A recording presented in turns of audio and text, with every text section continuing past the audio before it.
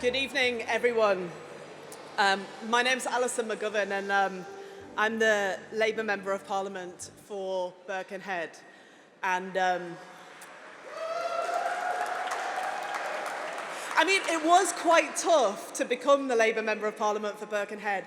And there's some people in the room who know the story of that, which I'm not going to recount this evening. But thank you for that round of applause. I really appreciate it. I want to begin with some thank yous, because it's really funny being in this old building. We must be in one of the oldest buildings in London, celebrating an organisation that has always been about the future, and thinking about progress, which has always been the upstart in the Labour Party, the newcomer, the young kid on the block. It's really funny to have finally got to 30, and seeing that video earlier of the directors, the founders, the members of staff down the years, it almost made me feel the sort of nostalgia that I tend to have a go at other people for espousing in politics. So I do want to pause and allow a bit of that nostalgia. I've heard nostalgia for the 90s is actually all the rage on TikTok. So maybe we're actually cool these days. But I just want to pause and allow us to feel that nostalgia and to say a massive thank you again to those who stood up before, the people who put in the hard yards, the staff of Progress, all of the directors, the founders, and most especially the current staff team who fight day in, day out in our politics for our values. Could we have one more round of applause for all the founders, the staff, the directors, and the current staff team? Now, without allowing too much nostalgia, because that would be off-brand, I wanted to just remember becoming the parliamentary chair of Progress. Now, in 2015, the record states that I had a very successful experience as one of the campaign team members for Liz Kendall for Leader.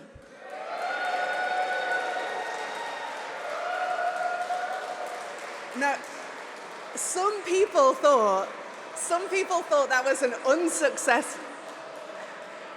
Yeah, 4 more years. Oh, anyway, some people thought that was an unsuccessful campaign, whereas Liz and I stood up for what we believed in, stuck to our guns, and called the other lot out. Great win. But anyway, so we'd had this really successful campaign, Liz for Leader, and Jeremy Corbyn had become the leader of the Labour Party. And it's fair to say that I wasn't sure he had the right ideas. So it was suggested that I might become the chair of Progress. And I thought, well, what more could I do to make myself even more popular in the Labour Party? Become chair of Progress. And I remember having a massive blazing row outside the Brighton Centre at Brighton Conference in 2015 with a fellow member of the Parliamentary Labour Party who shall remain nameless, who said to me that he thought that we as progressives needed to understand what we'd got wrong, and that it perhaps wasn't the time for somebody like me, that it wasn't a wise idea to espouse our progressive values in that way, or that we somehow needed to learn the lessons, and that the factions in the Labour Party needed to change. And my view was, if ever there's a time for espousing your values and sticking to your guns, it was then. Because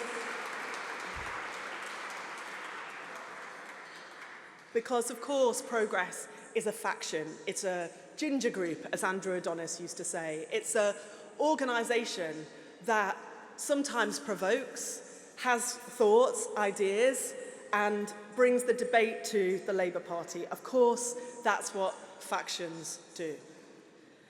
But much, much more importantly, Progress has always been about winning arguments, standing up for our values, and making sure that the Labour Party can take our country forward. That's the real purpose of progress.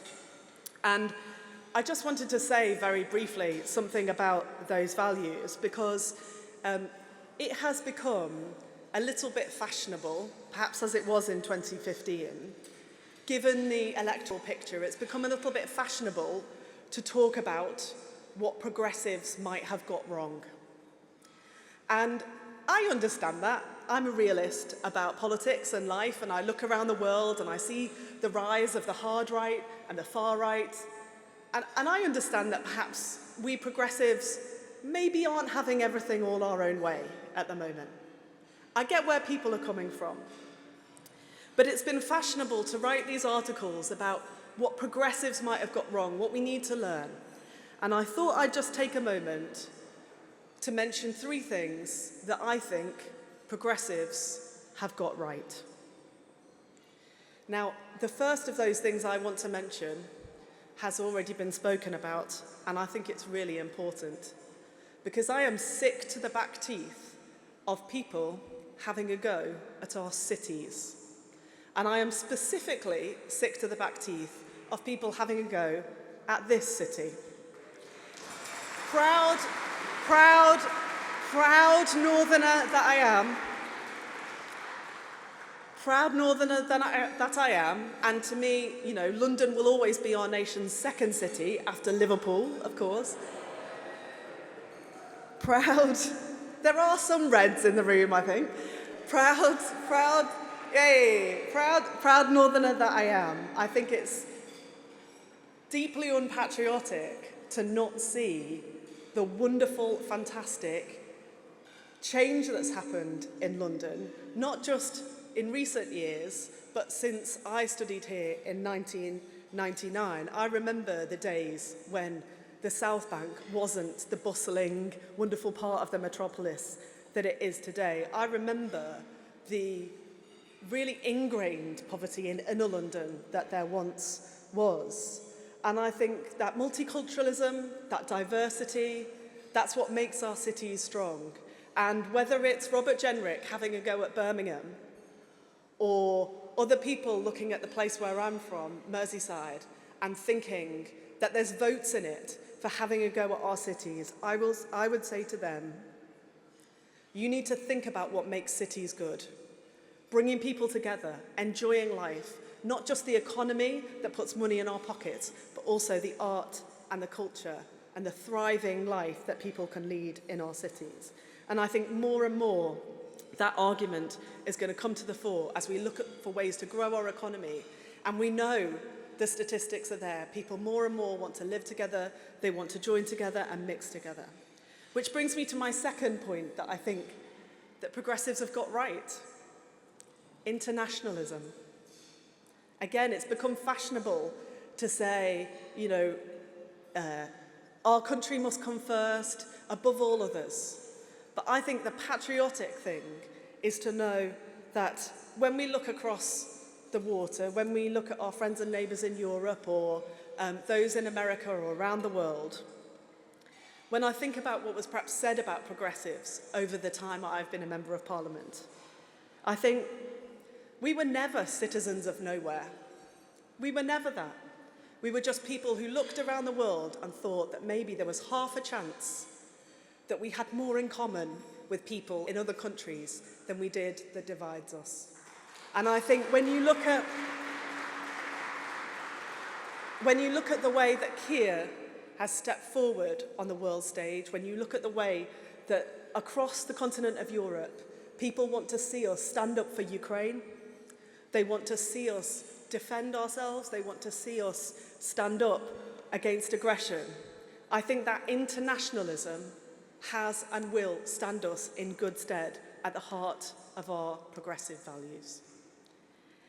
And finally, the most important progressive value of all, because it's the future, not the past. Now, everybody's got a copy of the lovely, Martin, where's your lovely thing with the QR code on the back? Now, you can all see that lovely old Progress logo. Now, that really is a great bit of 90s retro, isn't it?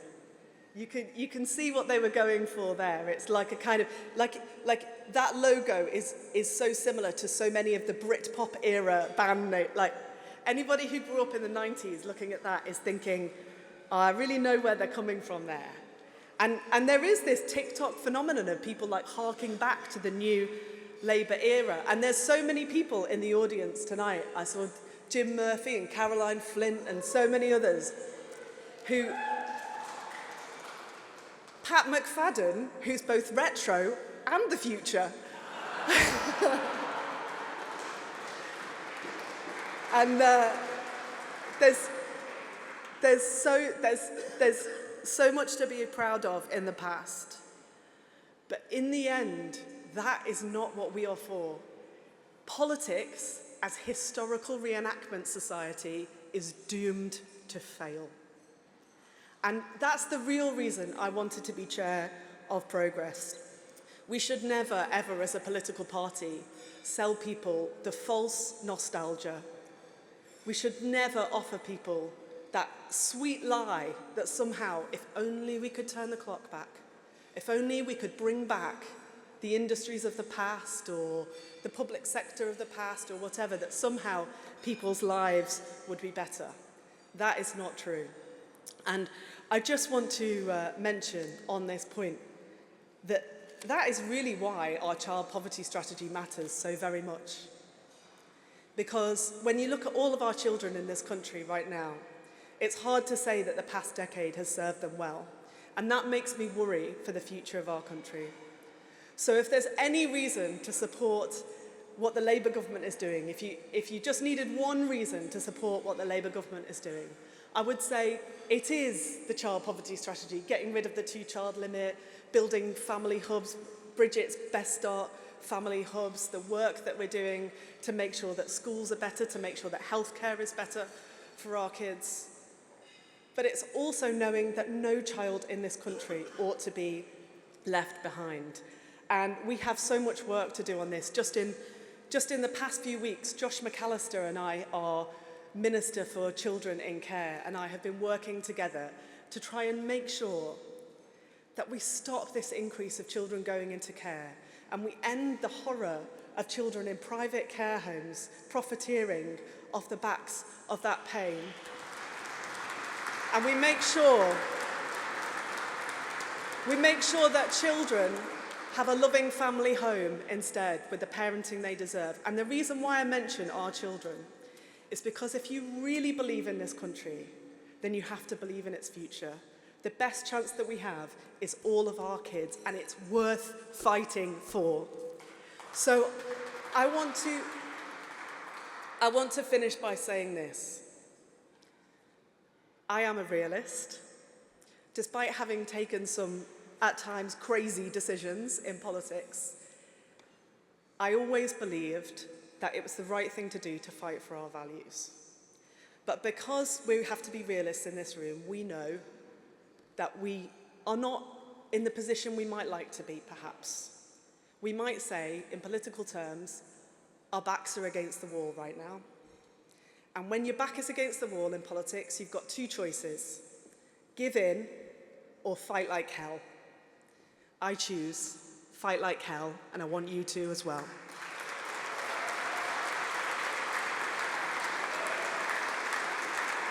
The work that we can do for our future, for our children, for our country is worth it. Friends, join Progress, let's fight together and have a great evening. Thank you.